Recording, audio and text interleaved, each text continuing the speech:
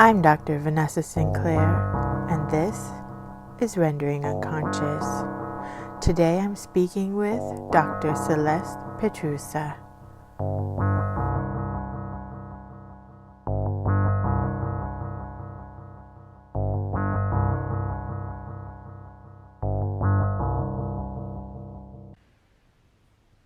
So how did you get into your topic for your dissertation in the first place? Oh, it was a long journey. So my dissertation is called Kink and Flux, BDSM Theory and Sexual Praxis. And that was not originally what I had intended to write my dissertation on. Throughout graduate school, there'd been many mutations of topics that I was interested in. And I actually ended up in a Levinas class, of all things, presenting on ethical concerns in BDSM and an attendance to the radicality of otherness and subjectivity. And it was a difficult project and presentation, specifically in the context of Levinas studies, too, and really thinking about subjectivity and trauma. And when I presented it, I actually went to the Society, SPHS, Society for Phenomenology and the Human Sciences Conference, and presented this paper. And I got a lot of response of, please write more about this, that I had heard from a lot of fellow clinicians, that people were coming into their practice, couples too as well, or poly groups, and that there wasn't a lot of discussion, particularly in the field of clinical psychology or more contemporary psychoanalysis too, about the praxes, following Foucault, of BDSM and kink. And so it was a process of really writing the proposal. I had started off with a qualitative project, and ended up doing a theoretical project for time limitations and also structural constraints too. At least in the context of the Catholic University, where I was, there was, at least at the higher up administration level, a lot of concerns about what it meant to be researching kink and BDSM.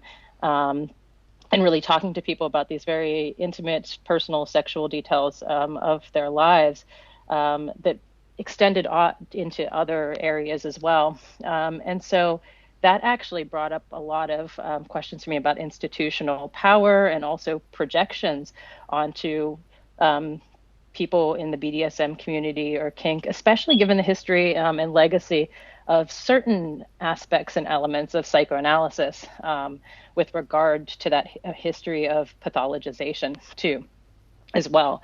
And that there are different factors and different approaches to that. And yet that I really, when I started to work, really set to untangle a lot of that, of what it meant to work in an embodied way and with the on the ground praxis of BDSM, and also to take seriously and grapple with the historical trajectory, and particularly in fields of theory and philosophy, and maybe where those intertwined and intersected, and where there were radical lacunae too. And so ended up, much to my surprise, when I got to the writing part, going back to Desaad and earlier to look at how did we get historically, psychoanalytically, to where we are now with regard to considering kink and BDSM. So that was the process too. And it also came to from a personal place as well. I had for a very long time kept my own particular sexual subjectivity and identity outside of my personal, professional, academic work. And yet, as I moved into this realm, that came more into a line about how did I speak as a clinician, as an academic, as someone who has had and has grown and learned so much from my involvement with alternative sexual cultures for a very long period of time. And what did I learn from that in the context of also being in a long-term analysis, doing analytic work, where the values and mores were so different too, as well.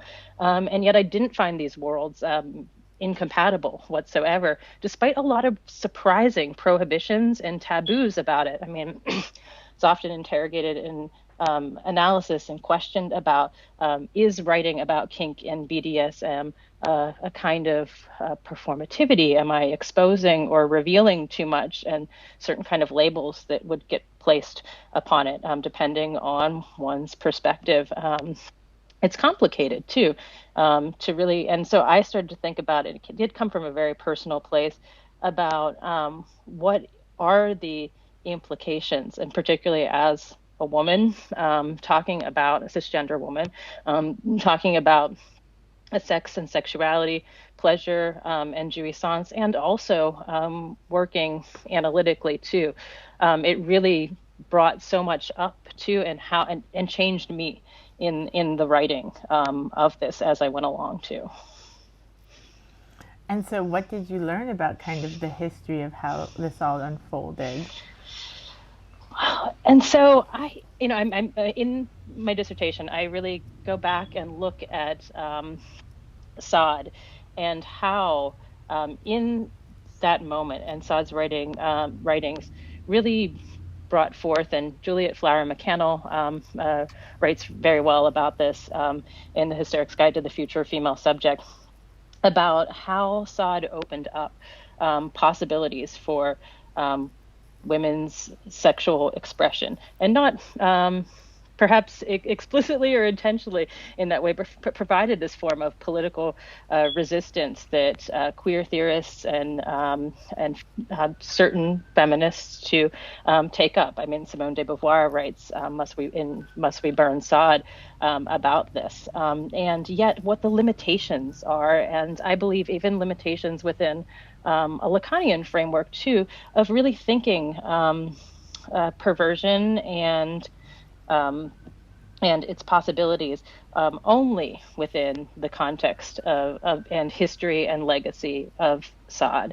That this idea that I think it's Juliet Flower McCannell who writes that it's a precarious, and I'm paraphrasing here a bit, a prisoner's dream or a precarious freedom there, and what the resistance is at times for psychoanalysis in terms of learning about how alternative sexual culture is practiced too. I think Leo Bersani's work really does engage with this, particularly in gay male cultures too, where he pushes beyond Foucault really in talking about what at the level of the real S&M cultures open up, which he describes as the non-suicidal disappearance of the subject. He also describes S&M as a primarily hygienic approach to nonviolence.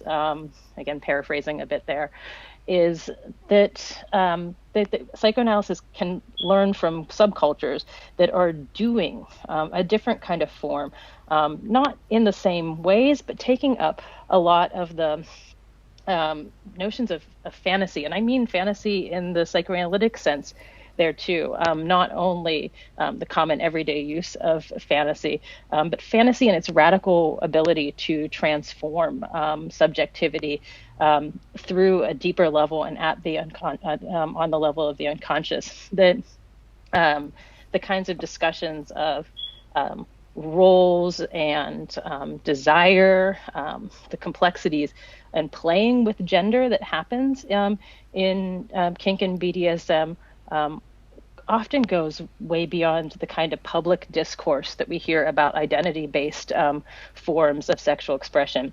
A friend recently sent me an article from Psychology Today and said, "What do you think of this?" And it was this question of, should we consider kink and BDSM a sexual orientation versus, I can't remember what the article called it, versus a kind of pastime, something like this. And I sighed when I got this. I said, "This is not the question." She's like, "Oh, I thought it was interesting and good to really think about sexual orientation beyond that, beyond gender," which point I take up really fully.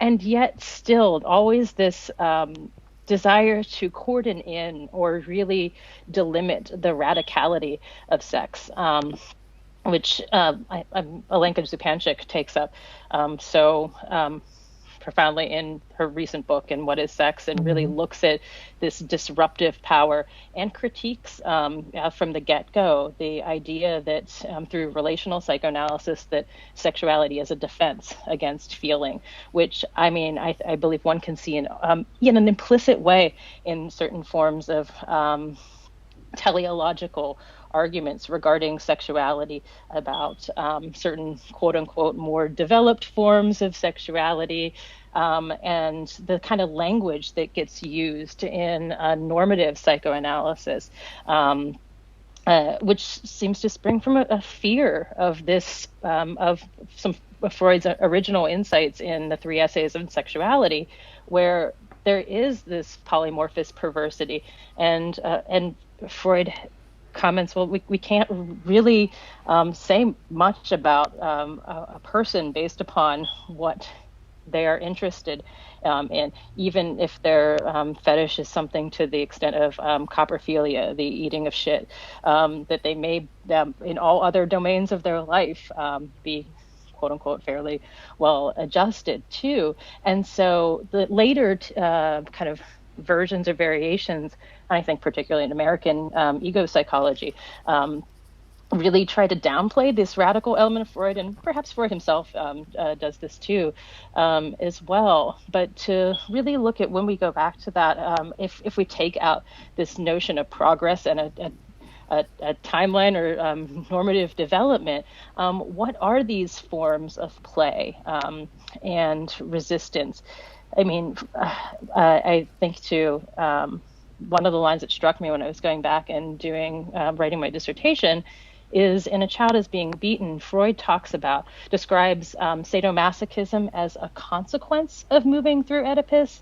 And if we look at Frantz Fanon or post-colonial writers, to really think about what does this particular moment of the visibility of BDSM and kink, I mean, it's no longer subcultural or outside the mainstream, but what might it say to, in terms of more flexibility with regard to non-Oedipal structures, and what might be some implicit fears as clinicians, practitioners living in capitalist discourse and neoliberalism about this, and this kind of connection with sexuality and the unconscious, with forms of creative revolt too.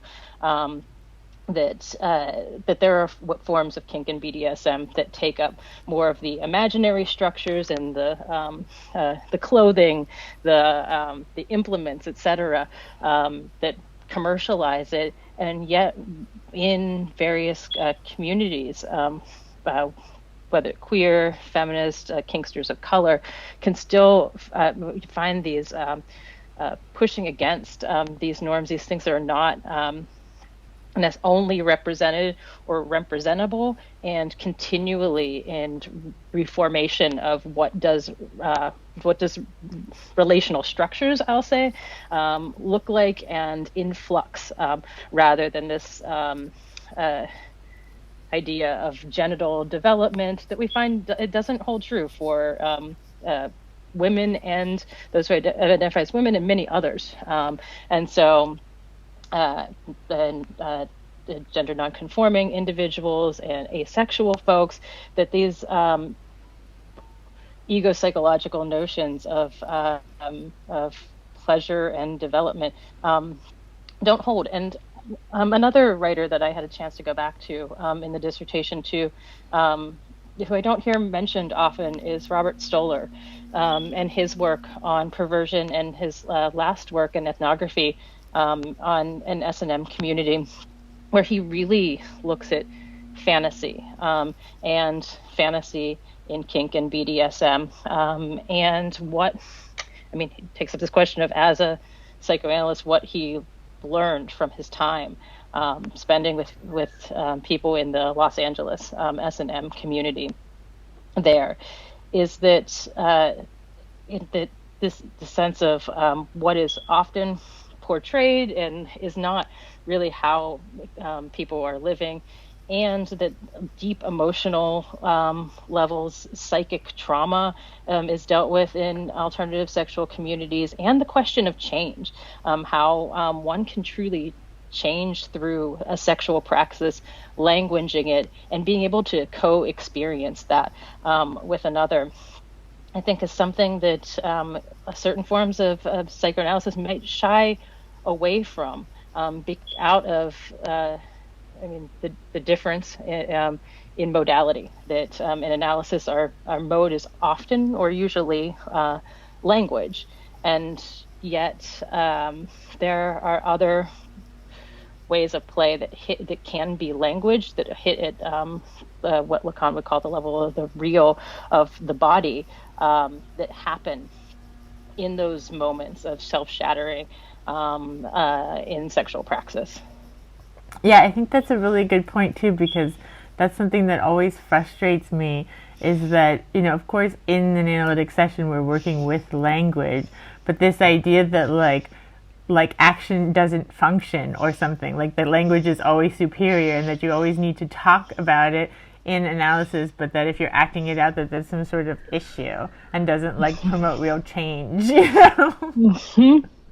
Yeah, well, and that this is what I really like. Acting out, right, is a concept that also I find very fraught too in certain forms of analytic discourse, and that what I like about Lacan's conceptualization of what acting out might mean doesn't have this kind of loaded sense that it might have in relational work, where everything implicitly ought to be within the frame or within language in that discussion, or is it framed as resistance in some way, is that to see the acting out as a movement through, as a way of, as a mode of change. And I consider, the question, Lacanian analysis of what constitutes an act, a psychoanalytic act, and in a particular moment.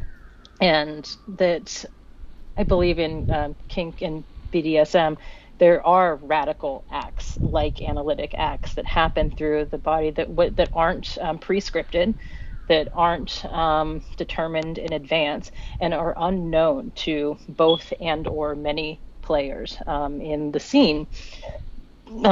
These really push at the questions and issues of the notion of consent, and how we talk about informed consent, and consent both in analysis and in sexuality too, is that there's a certain frame and boundaries, and yet in the moment, even with those as the structure, these radical moments of surprise are and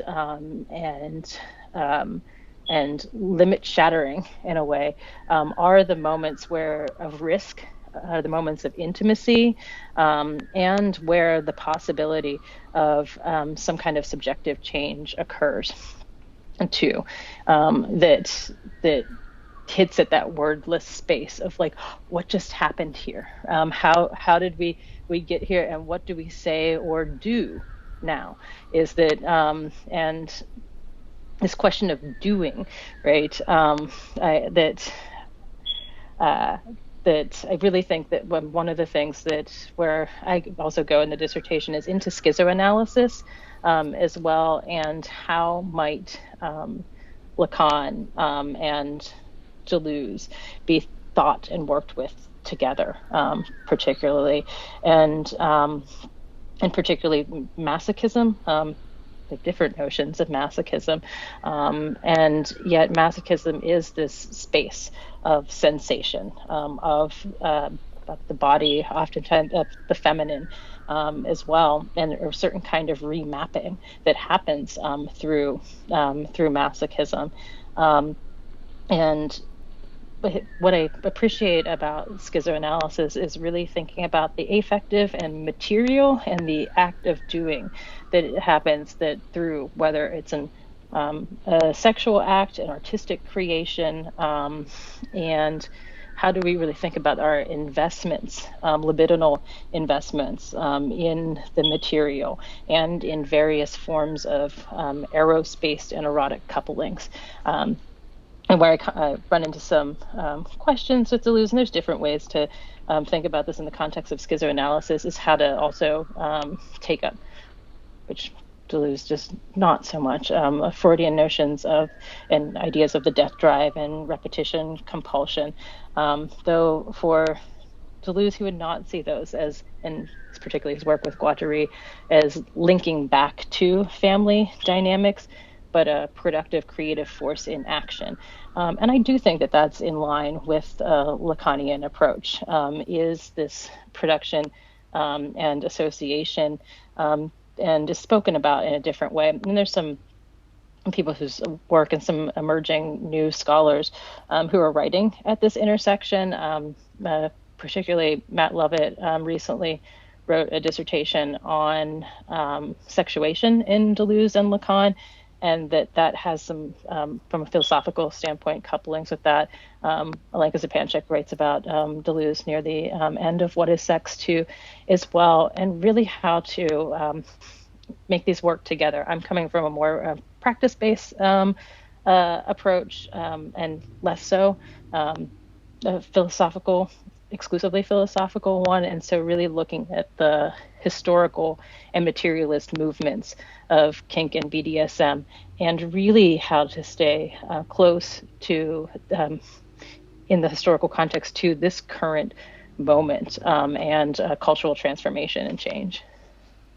Yeah, and I really appreciate too what you said about Freud kind of laying this out so early on, like 1905 in the Essays on Sexuality. And like, even though he kind of backpedaled a bit on himself, he really said some radical things and really showed how like every avenue that sexuality takes is equally valid to every other avenue, and there shouldn't be this idea of like that this is more developmentally progressed than another way, you know. And I really think that's the way that psychoanalysis needs to move forward, and just society in general. These are not like things that are higher or lower or more progressed or more regressed than others, that they're all just different ways of being in the world, and they all of them serve functions. Mm-hmm. Well, and to ask too, what is the fantasy, right? Or like, how does the fantasy function? To go back to the notions of the transference. I mean, though one wouldn't speak about that outside necessarily a clinical context, that how fantasy occurs and transforms, and that there is an awareness of this with kink practitioners too, about who does someone become, who is the other for someone else, and how does those forms change too. That there's the sense of the language that we use, I believe, whether explicitly or implicitly, it affects and gets into people about like what sets up a norm and what can be spoken. And one place where I went in a dissertation that was unexpected to me, and that I didn't realize when I began I would go into, is also the question specifically of women, gender nonconforming folks, and other people whose subjectivities, non-normative subjectivities, were excluded from theoretical discourse too, as well. I mean, thinking back through how psychoanalysis, the origins of psychoanalysis, was a very simple but radical notion of what would it mean for a doctor not to intervene in the fantasy of a hysteric, and yet to listen to those productions, to stay in that space rather than run from the transference or run from the fantasy of whether that's of sexuality, of pregnancy, and not to fear and have such a resistance to at the time, mostly women's expressions of sexuality, that was a radical act, not to try to change it, to masturbate it away, or to pathologize, that to listen to not what to was try to control it. Yeah, yeah, exactly, and that still these expressions of fantasy, there still isn't space, I think, often in public discourse for what do those sound like there, with a lot of focus on instead perhaps on identity politics, let's say, but rather of like really listening to what bodies speak, and have been excluded from discourse, and what are they expressing in that fantasy. I mean, one of the things when Krafft-Ebing was writing about masochism and Sacher-Masoch's Venus in Furs was that he believed that one of the dangers of masochism was the criminality of women, and what if women were to make morally deplete men of their virtue and morality through a kind of depravity, that the male masochism in particular was framed as pathological, because it implicitly there that it would have profound social consequences, female dominance as such, that would radically unsettle, at least in the 19th century, I mean, as much today too, that notion of the time. And so this passivity and masochism as having within them a real radical force to Amber Jamila Musser has a book that really speaks to this, and some of her more recent work too, looking at these forces of masochism and political change, and specifically too for people and women of color as well.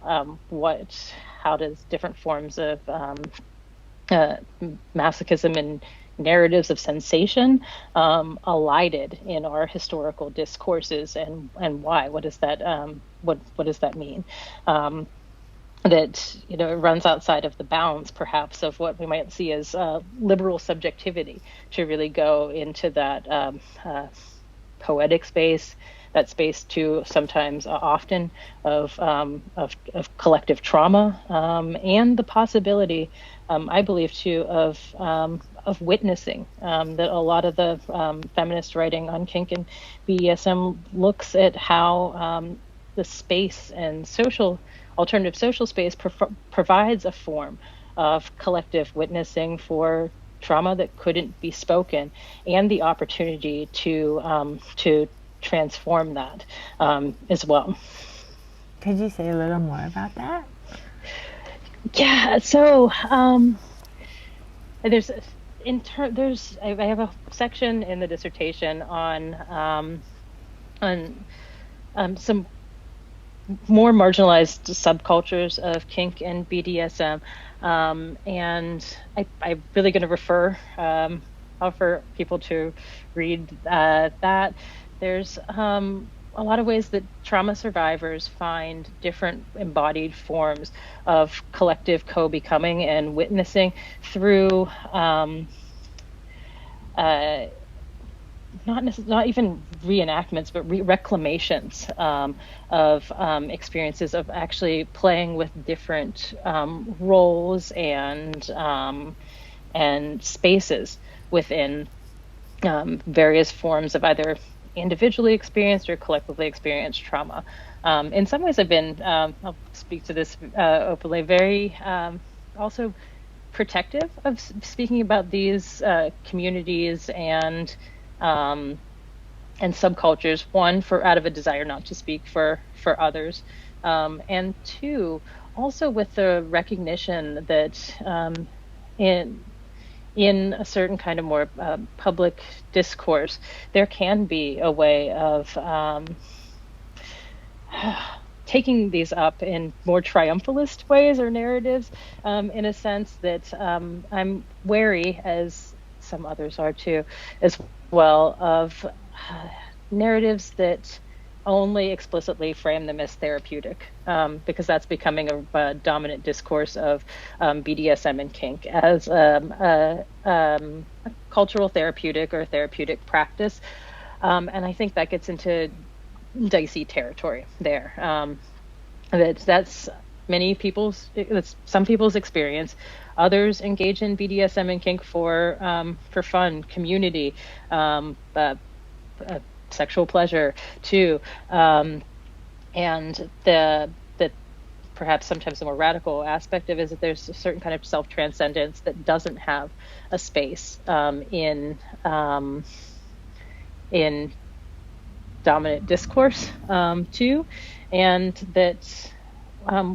But to answer your question about what that looks like too, is to be in spaces where the gaze and the role of the imaginary, the camera, perhaps even, or a certain way of looking isn't there, but rather felt experiences through the body of being able to participate in that collective experience and then have it dissipate in a way. I mean, I think here of the history and legacy of performance art too, as well, that forms like groups like Fluxus in the 70s, where or certain kinds of temporary happenings would occur and then dissipate, and yet leave within them indelible marks on the participants because of that autonomous space outside of the usual forms of the state and law. Mm-hmm.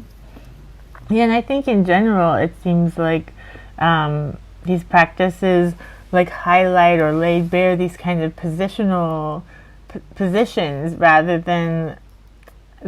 I'm so frustrated with the discourse on like sexual identity and like the relation to the phallus and this sort of thing, and I'm really more concerned about kind of framing things more in like different positionings. And I feel like in the queer community, for example, it's like being a top or a bottom or dominant or sub or something. People understand more like the relation to one another as being important rather than specifically like what genitalia you have or something like that. Yeah, well, and that those top or bottom, right, dominant and submissive, are always in and with an other, right? That identity and subjectivity isn't formed in a vacuum, and that is changed, and that there can be words that are added to that too. That I think here that you can be a dominant and also say a pain slut, right? At the same time, that those are not mutually exclusive. Like you can be like that. There's the ability to switch too. That it is with certain or particular people, because I think that is also something that that those are creative and often, not for everyone, but often flexible identity engagements, let's say. They're acted and enacted and done in not as performances, but rather through a kind of deep performativity that hits at the that is, I'm using the word real here with the lowercase r, but that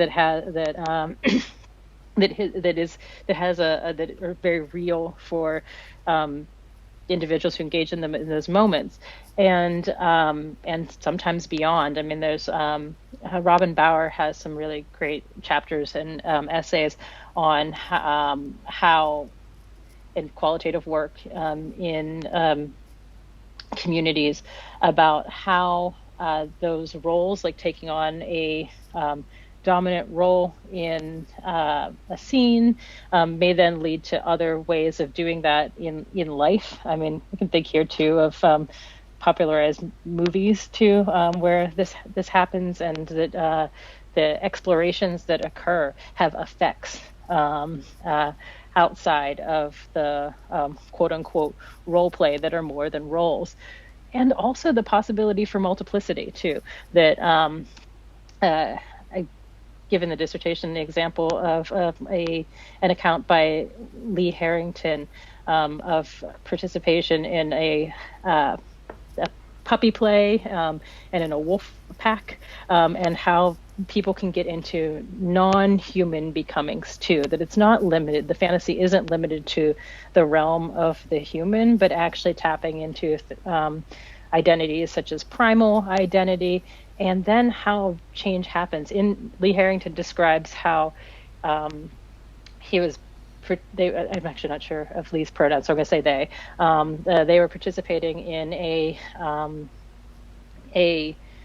human puppy pet romp, and was a new, I believe a pony was introduced into the pet romp, and all of the other players surrounded the new entry into the scene, and that they became concerned because they could see that the new person in the scene was uncomfortable, and as a dog, this might sound very strange, came up to them and barked at the other players to make some space so that the new person in the scene was no longer so afraid, and that dissipated and changed the energy and the environment there too, about how these non-human engagements actually get in touch with real capacities that we each have and might not even yet know about too, of being a protector figure, or certain other or a particular kind of tenderness that previously was undiscovered, and that those and it happens through relational configurations. Deleuze would call them assemblages, in the way that these affective couplings happen and then change and return to a different state than before. Yeah, and I feel like just this dislocation from your kind of day-to-day identity, or how you are in the world in itself, whatever the form that dislocation might take, would be important. Just that kind of shift. Well, I mean, how often do unintentionally, like even those of us who really are attuned to the unconscious and spending that the time and with our acknowledgments of that, get like lost in the everyday things of like, here's my to-do list, right? Or like, this is what quote unquote needs done, that we forget this other realm too, that of otherness that affects us in these ways, and that analytic space is one place where we tap into that. Art, I believe, is another too, various forms of ritual, and that kink and sexuality too, as well, and that there's a dangerousness to it, and I mean that in a positive way there too. That it can be easier to avoid those aspects and spaces, because it's disruptive, right? Like productive, and yet also disruptive in its radical discontinuity from the everyday, and yet can still return to that, and say what happened there, right? Yeah, and these seems like these spaces, like you mentioned, like art, psychoanalytic spaces, ritual spaces, BDSM, kink, sexual spaces, they all are like places that you can be creative. They're places for like creativity and play and kind of fantasy, and exploring these things within these sort of boundaries. Yeah. Where we don't necessarily know who we are, right? I mean, I found that in the context of I did many years of Lacanian analysis too, of like the truly weird other parts of subjectivity, the inexplicable, the dirty, right? The ugly, even like and I say these without like value judgment on these labels, right, is to like actually where do we get to place our hands in the dirt? Choose a metaphor there of wrestling with this stuff. And I mean, and that the metaphors that we choose also are embodied. And I think that was the main place where this project came from, is that I also have a deep passion for, much like psychoanalysis, phenomenology, and found myself very frustrated of why is sometimes there less dialogue between psychoanalysis and phenomenology, and particularly later phenomenology, the late work of Merleau-Ponty, the post-phenomenology of Deleuze, maybe because certain forms of phenomenology may presume access to lived experience, but that's not all phenomenology. That Merleau-Ponty in The Visible and Invisible works at that space of the écart, or the gap, or where things are not completely reversible, the kind of disjunct that Lacan takes up in his work on the gaze, too, that and how to really consider the nuances of embodiment and the embodied unconscious, what it might mean to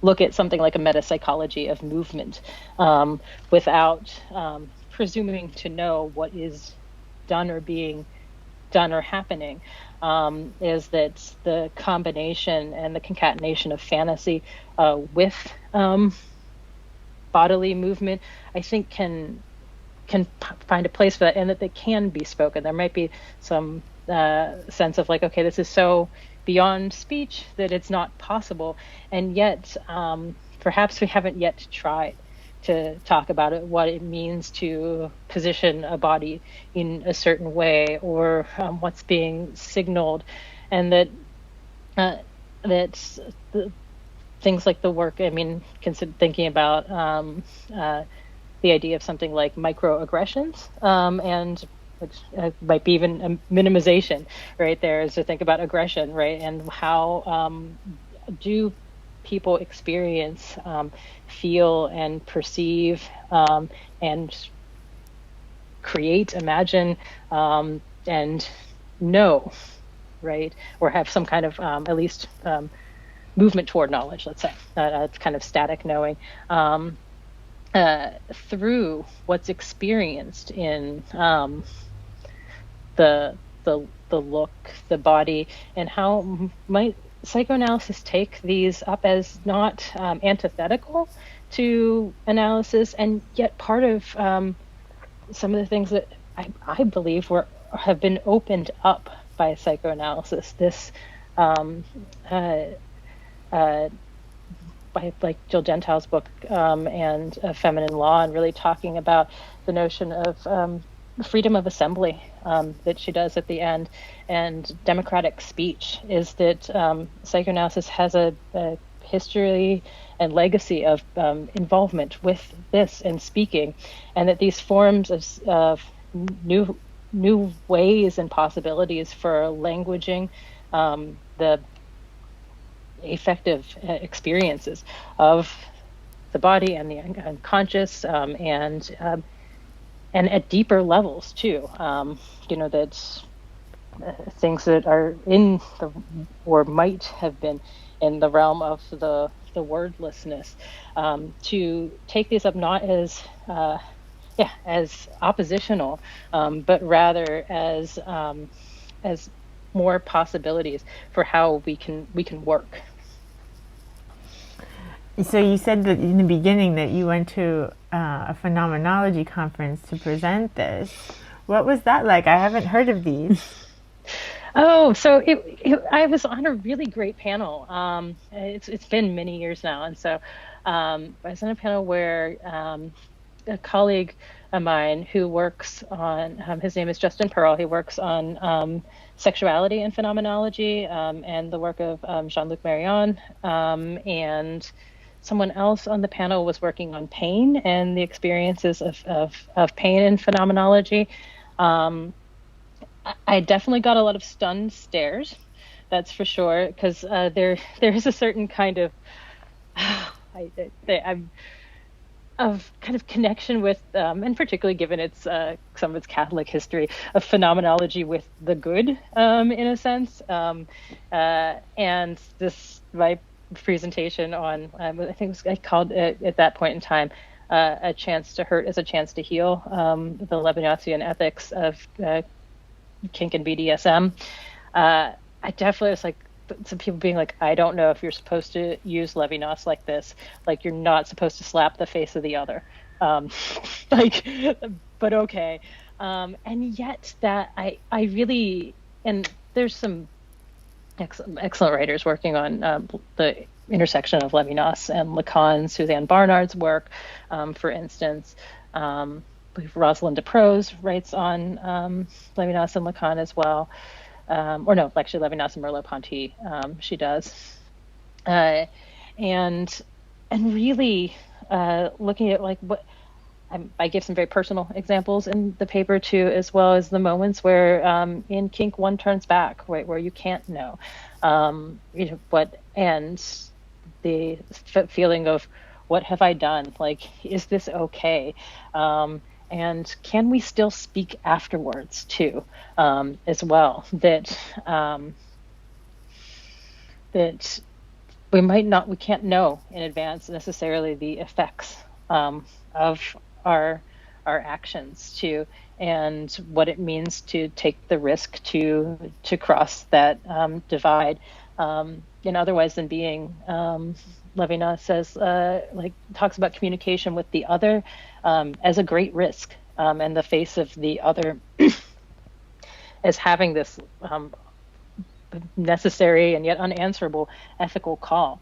And that I believe ethics is key to psychoanalysis, ethics and an ethic, as likewise, I consider Kink and BDSM more than an identity, a praxis and an ethic too. That it's realized by the combination of theory and practice and this underlying ethic.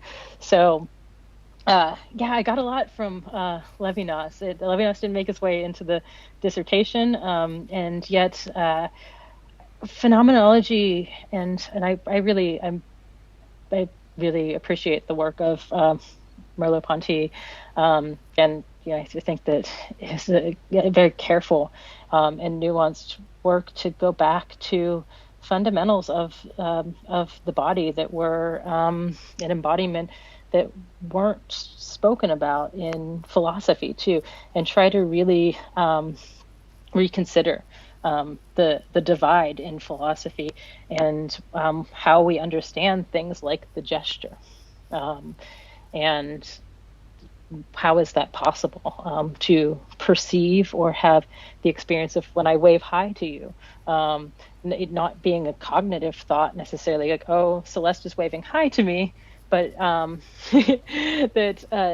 we can respond to in a way, and to really think about that intertwining, and start from there, and then perhaps pull that later apart too. Phenomenology, and Merleau-Ponty writes about psychoanalysis in his later work too, that they do have places of intersection. So it was a good conference. I really like SPHS each year, and I find that going back to phenomenology will enrich and really deepen how I think about psychoanalysis, and when we are in the maybe the phenomenology of psychic space too, as well, the phenomenology of the invisible, and we're considering object relations, or I think Laplanche's work has lots of elements of the phenomenological in it psychoanalytically, and that it is a way of building and gathering too. And so I find that critically, doing a critical phenomenology and moving in those spaces enriches my analytic work too as well. You've mentioned so many wonderful books. I feel like I need to list the reading list at the end of this episode so people know where to find all of them. Is your dissertation becoming a book that people can buy? That's the goal. Yeah. So I'm working on the proposal now. And that is what I hope to. That is now in the post-Ph.D. Life. The next goal for 2019, 2020, though I'm told that it's no longer fashionable to have goals. Instead, one develops habits, which is deeply phenomenological, is to develop the habit of publishing books and writing book proposals. Good. That's going to be great. It's a good habit to have. I'm in that habit now myself. I just had another question for you and it left. So you're going to go to the conference in Duquesne that's coming up in October? Mm-hmm. Yes. Presenting on something very different. It's interesting because my work over the years with Lacan, I found it really difficult in the dissertation to write about Lacan. And perhaps, I did touch upon some of Lacan and queer theory around Lee Edelman and the santomosexual, and some intersections with hysteria and kink and BDSM and the queerness of hysteria. And yet, the Lacanian ethic is what undergirds my work, I believe. And so Lacan doesn't make too much of an appearance in the dissertation. And yet, I'll be at the Lacan conference presenting on very different work. What are you presenting? So it's on the criminology ecrit and looking at the truth in psychoanalysis and the use of polygraphs sociologically in the American cultural context for the treatment of sex offenders or people who've committed sexual offenses. And that comes out of clinical work that I was doing and looking at clinical structures of neurosis and perversion and how a Lacanian approach nuance and critique the way that treatment of those with perversion is practiced in the United States, and going back to the Ecrit and Lacan's reflections on the sociological elements of criminology and psychoanalysis' intersection with that. So, and it's interesting, that was something that came up for me, is how do I reconcile work on kink and BDSM and perversion and the creativity of perversion with the truly destructive and abusive aspects of that can occur with perversion, very perverse structure too. Very similar but different, and really thinking about, I do take that up in the dissertation some with regard to Decide, and how thinking about, like, if we actually met the Marquis de Sade, right, like these were not fictional accounts, right, that would be very different, and that non-consensuality is the epitome of violence, and that kink and BDSM is not violent. Violence doesn't have a place in a scene. Aggression, on the other hand, what it might mean to really take up aggression productively is different too, and that my sense is that healthier and also more generative and discussions of sexuality and the diversity of sexualities can have beneficial effects for and socially. I was surprised in a dissertation to go back to Reich and some of Reich's work too, and some of his ideas that he had prior to these coming into public discourse about the importance of liberation of forms of sexuality and sex education too.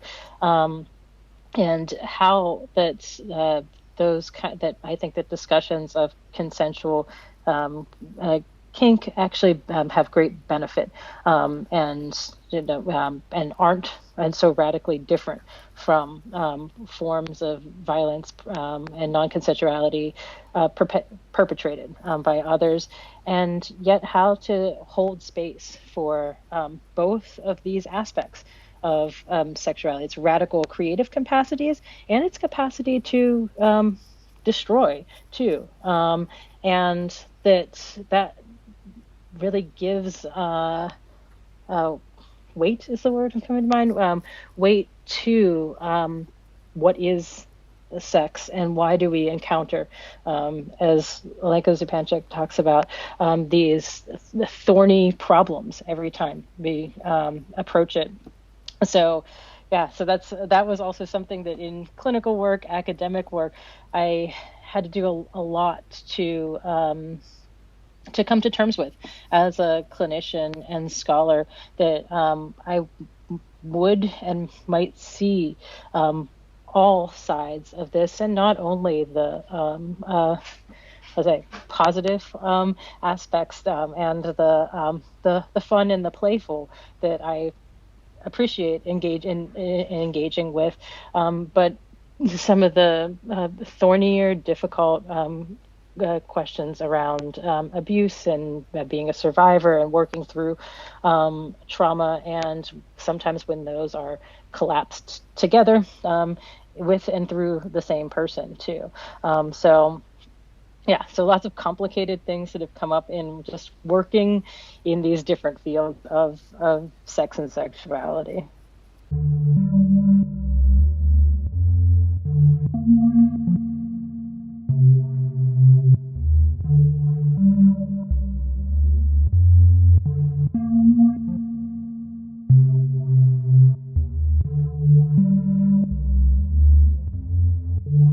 Thank you for listening to Rendering Unconscious. You've just heard a discussion with Dr. Celeste Pietrusza. For more, please visit our website, www.renderingunconscious.org, for links. You can also visit my website, drvanessasinclair.net.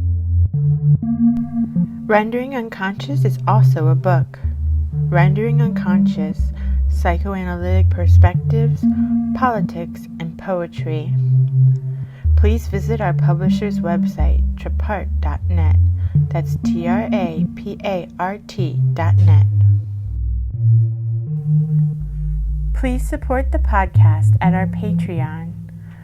You can find the link below or visit www.patreon.com/VANESSA23CARL.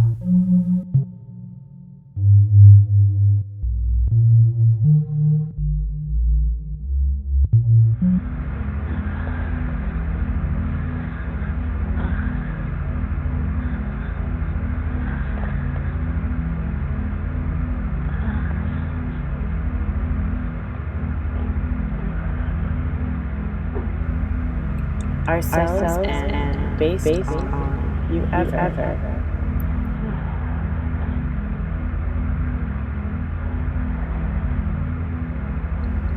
Identity ego is first born during the child experiences of herself and the mirror. The mirror image appears.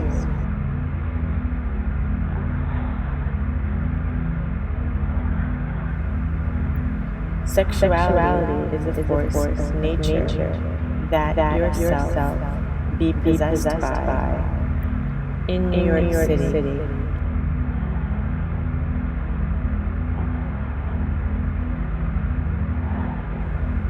Currently representing via our bodies, considered object.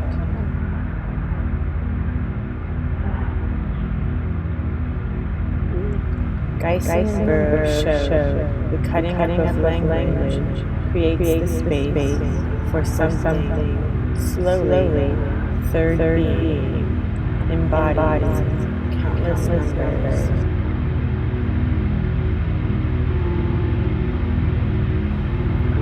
polymorphous perversity, transsexual, androgyny is divine.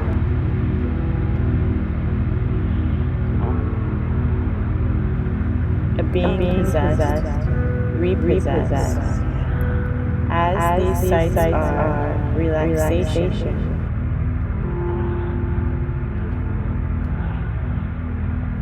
We are simply sexual, repression apparent. Vanessa Sinclair.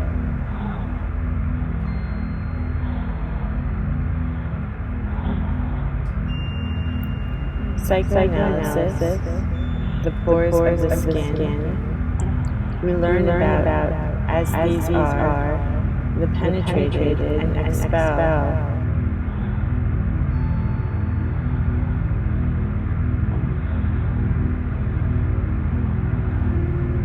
Constricted to, nor constructed, and biology are limited. How anymore? Only contained.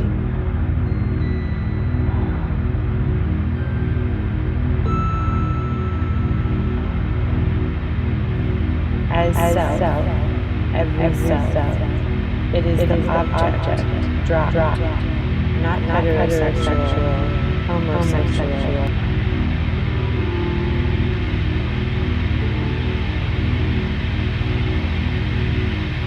Sexuality is not in the realm by either the unconscious sexuality, third mind.